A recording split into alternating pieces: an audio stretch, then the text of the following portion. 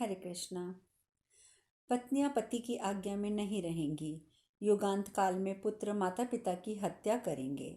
नारियां अपने बेटों से मिलकर पति की हत्या करा देंगी। महाराज, अमावस्या के बिना ही राहु सूर्य पर ग्रहण लगाएगा। युगांत काल आने पर सब और आग भी जल उठेगी। उस समय पथिकों को मांगने पर कहीं अन्न, जल या ठहरने के लिए स्थान नहीं मिलेगा। वे सब ओर से कोरा जवाब पाकर निराश हो सड़कों पर ही सो रहेंगे। युगांत काल उपस्थित होने पर बिजली की कड़क के समान कड़वी बोली बोलने वाले कौवे, हाथी, शकुन, पक्षी और पशु आदि बड़ी कठोर वाणी बोलेंगे। उस समय के मनुष्य अपने मित्रों, संबंधियों, सेवकों तथा कुटुंबीजनों का अकारण ही त्याग कर देंगे। प्राय लोग स्वदेश छोड़कर दूसरे देशों, दिशाओं, नगरों और गांवों का आश्रय लेंगे। हाँ तात, हा पुत्र इत्यादि रूप से अत्यंत दुखद वाणी में एक दूसरे को पुकारते हुए इस पृथ्वी पर विचरेंगे। युगांत काल में संसार की यही दशा होगी। उस समय एक ही साथ समस्त लोगों का भयंकर संहार होगा। तदंतर कालांतर में सतयुग का आरंभ होगा और फिर क्रमशः ब्राह्मण आदि वर्ण प्रकट होकर अपने प्रभाव का विस्तार करेंगे। उस समय लोक के अभ्युदय के लिए पुनः अनायास देव अनुकूल होगा। जब सूर्य, चंद्रमा और बृहस्पति एक साथ पुष्य नक्षत्र एवं तदनुरूप एक राशि कर्क में पदार्पण करेंगे, तब सतयुग का आरंभ होगा। उस समय मेघ समय पर वर्षा करेगा, नक्षत्र शुभ और तेजस्वी हो जाएंगे, ग्रह प्रदक्षिणा भाव से अनुकूल गति का आश्रय ले अपने पथ पर अग्रसर होंगे। उस समय सबका मंगल होगा, देश में सुकाल आ जाएगा, आरोग्य का विस्तार होगा तथा रोग व्याधि का तो नाम भी नहीं रहेगा। राजन, युगांत के समय काल की प्रेरणा से संभल नामक गांव में किसी ब्राह्मण के मंगलमय ग्रह में एक महान शक्तिशाली बालक प्रकट होगा, जिसका नाम होगा विष्णु यश कल्की। वह महान बुद्धि एवं पराक्रम से संपन्न महात्मा, सदाचारी तथा प्रजा वर्ग का हितैषी होगा। वह बालक ही भगवान कल्की का अवतार कहलाएगा। मन के द्वारा चिंतन करते ही उसके पास इच्छानुसार वाहन, अस्त्र शस्त्र, योद्धा और कवच उपस्थित हो जाएंगे। वह धर्म विजयी चक्रवर्ती राजा होगा। वह उदार बुद्धि, तेजस्वी ब्राह्मण दुख से व्याप्त हुए इस जगत को आनंद प्रदान करेगा। कलयुग का अंत करने के लिए ही उसका प्रादुर्भाव होगा। वही संपूर्ण कलयुग का संहार करके नूतन सतयुग का प्रवर्तक होगा। वह ब्राह्मण से घिरा हुआ सर्वत्र विचरेगा और भूमंडल में सर्वत्र फैले हुए नीच स्वभाव वाले संपूर्ण मलेच्छों का संहार कर डालेगा। इस प्रकार श्री महाभारत वन पर्व के अंतर्गत मार्कंडेय समस्या पर्व में भविष्य निर्णय 190वां अध्याय पूर्ण हुआ। मार्कंडेय जी कहते हैं, युधिष्ठिर, उस समय चोर, डाकुओं और मलेच्छों का विनाश करके भगवान कल्की की अश्वमेध नामक महायज्ञ का अनुष्ठान करेंगे। उससे यह सारी पृथ्वी विधि पूर्वक ब्राह्मण को दे डालेंगे। उनका यश और कर्म सभी परम पावन होंगे।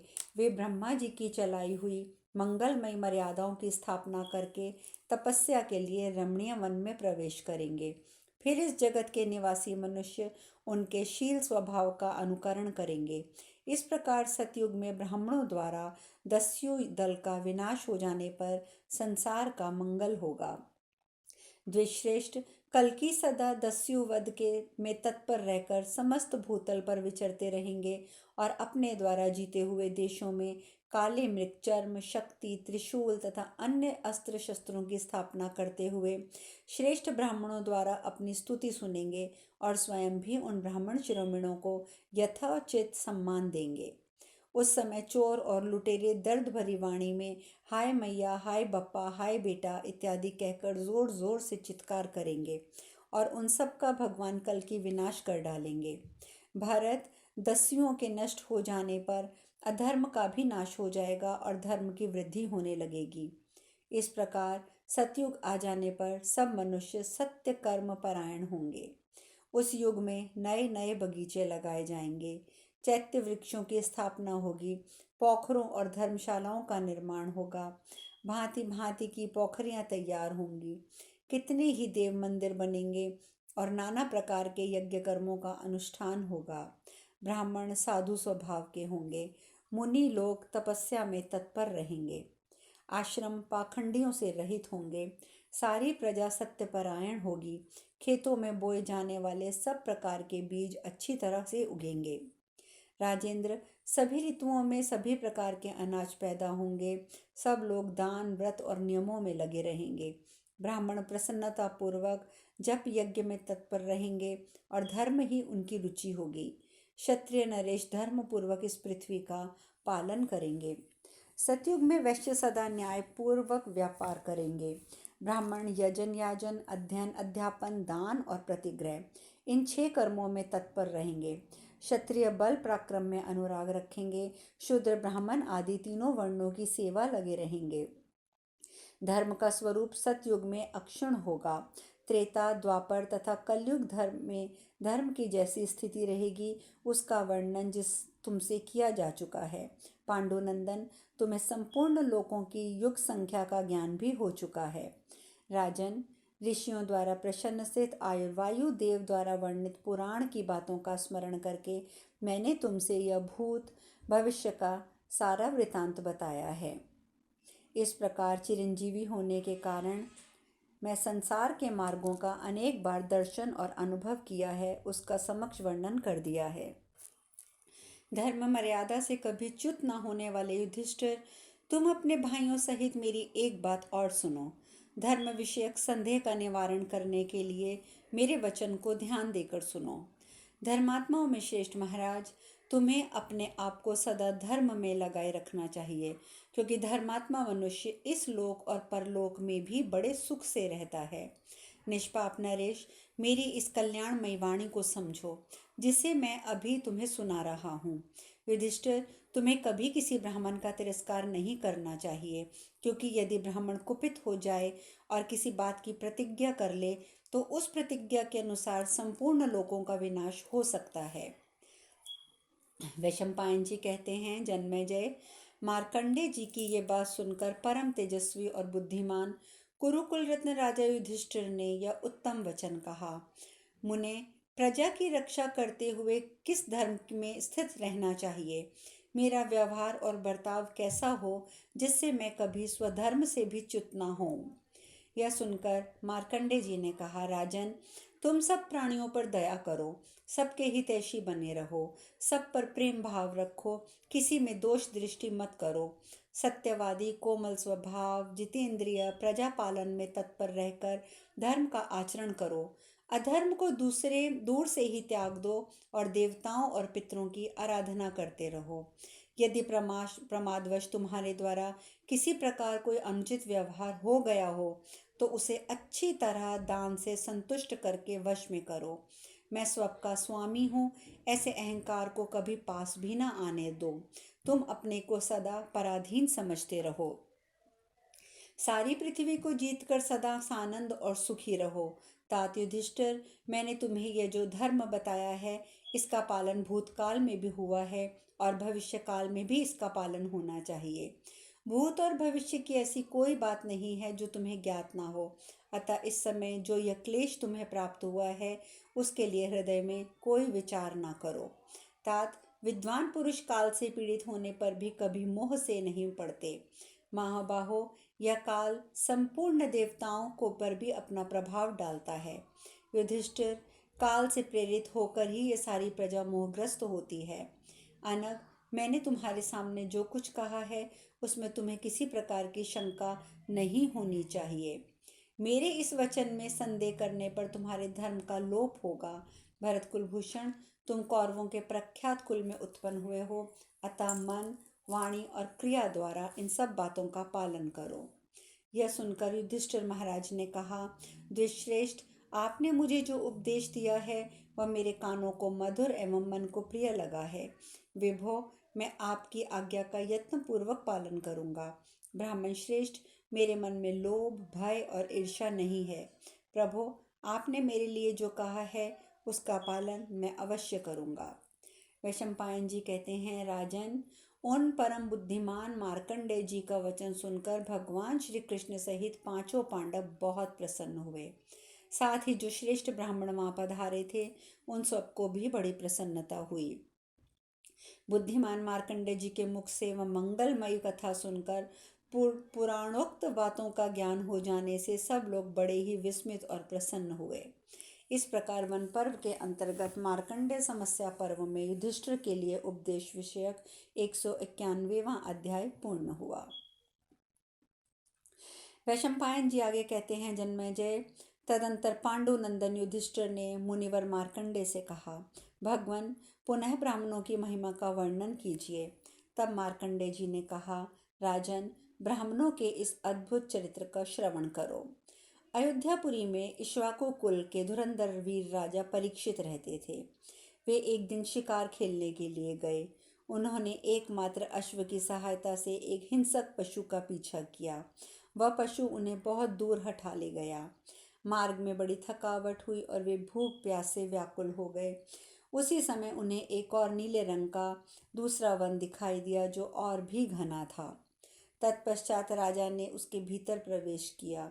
उस वनस्थली के मध्य भाग में एक अत्यंत रमणीय सरोवर था। उसे देखकर राजा घोड़े सहित सरोवर के जल में घुस गए। जल पीकर जब वे कुछ आश्वस्त हुए तब घोड़े के आगे कुछ कमल की नालें डालकर स्वयं उस सरोवर के तट पर लेट गए। लेटे लेटे ही उनके कानों में कहीं से मधुर गीत की ध्वनि सुनाई दी। उसे सुनकर राजा सोचने लगे, यहाँ मनुष्यों की गति तो दिखाई नहीं देती, फिर ये किसके गीत के शब्द सुनाई देते हैं। इतने में उनकी दृष्टि एक कन्या पे पड़ी जो परम सुंदरी रूप के कारण देखने के योग्य थी। वह बन के फूल चुनती हुई गीत गा रही थी। धीरे धीरे भ्रमण करती हुई राजा के समीप आ गई। तब राजा ने पूछा, कल्याणी, तुम कौन हो, किसकी कन्या हो? उसने उत्तर दिया, मैं कन्या हूँ, अभी मेरा विवाह नहीं हुआ है। तब राजा ने उससे कहा, भद्रे, मैं तुम्हें चाहता हूँ। कन्या बोली, तुम मुझे एक शर्त पर पा सकते हो, अन्यथा नहीं। राजा ने वह शर्त पूछी। कन्या ने कहा, मुझे कभी जल का दर्शन ना कराना। तब राजा ने उससे बहुत अच्छा कहकर उससे गंधर्व विवाह किया। विवाह के पश्चात राजा परीक्षित अत्यंत आनंदपूर्वक उसके साथ क्रीड़ा विहार करने लगे और एकांत में मिलकर उसके साथ चुपचाप बैठे रहे। राजा अभी वहीं बैठे थे, इतने में उनकी सेना आ पहुंची। वह सेना अपने बैठे हुए राजाओं को चारों ओर से घेर कर खड़ी हो गई। अच्छी तरह सुस्ता लेने के पश्चात राजा एक साफ सुथरी चिकनी पालकी में उसी के साथ बैठकर अपने नगर को चल दिए और वहां पहुंचकर उस नवविवाहिता सुंदरी के साथ एकांतवास करने लगे। वहां निकट होते हुए भी कोई उनका दर्शन नहीं पाता था। एक दिन प्रधानमंत्री ने राजा के पास रहने वाली स्त्रियों से पूछा, यहाँ तुम्हारा क्या काम है? उनके ऐसा पूछने पर स्त्रियों ने कहा, हमें यहाँ एक अद्भुत बात दिखाई देती है। महाराज के अंतःपुर में पानी नहीं जाने पाता है, हम लोग इसी की चौकसी करती हैं। उनकी यह बात सुनकर प्रधानमंत्री ने एक बाग लगवाया जिसमें प्रत्यक्ष रूप से कोई जलाशय नहीं था। उसमें बड़े सुंदर और ऊंचे ऊंचे वृक्ष लगवाए गए। वहाँ फल फूल और कंदमूल की बहुतायत थी।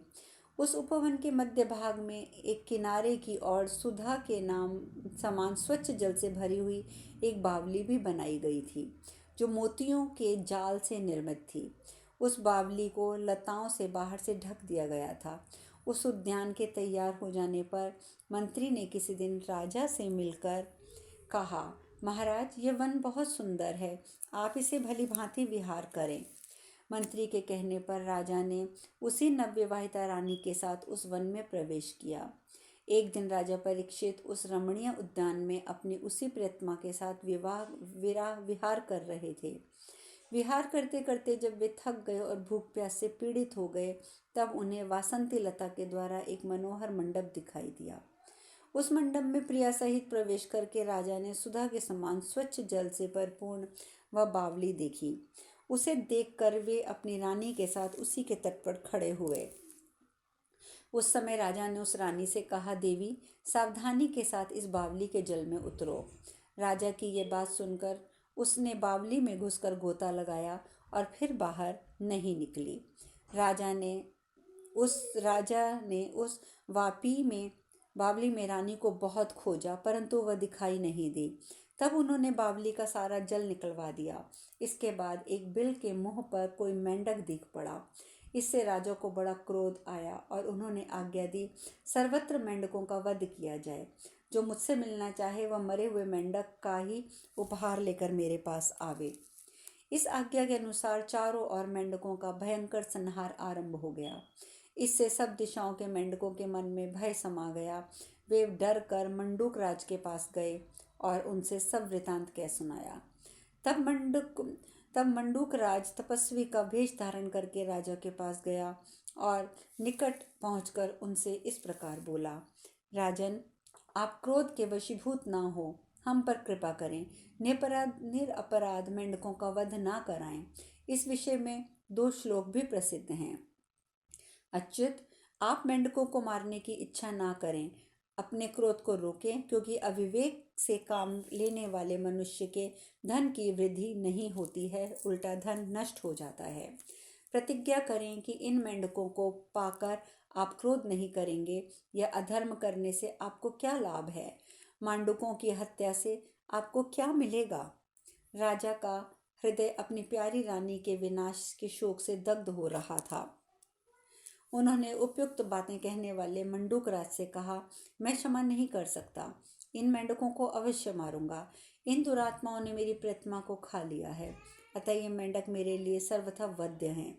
विद्वान, आप मुझे इनके वध से ना रोकें। राजा की बात सुनकर मंडूक राज का मन इंद्रियां व्यथित हो उठी।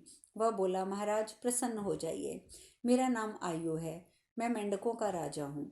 जिसे आप अपनी प्रियतमा कहते हैं वह मेरी ही पुत्री है। उसका नाम सुशोभना है। वह आपको छोड़कर चली गई, यह उसकी दुष्टता है। उसने पहले भी बहुत से राजाओं को धोखा दिया है। तब राजा ने मंडूक राज से कहा, मैं तुम्हारी उस पुत्री को चाहता हूँ, उसे मुझे समर्पित कर दो। तब पिता मंडूक राज ने अपनी पुत्री सुशोभना महाराज परीक्षित को समर्पित कर दी। अब शेष कथा कल।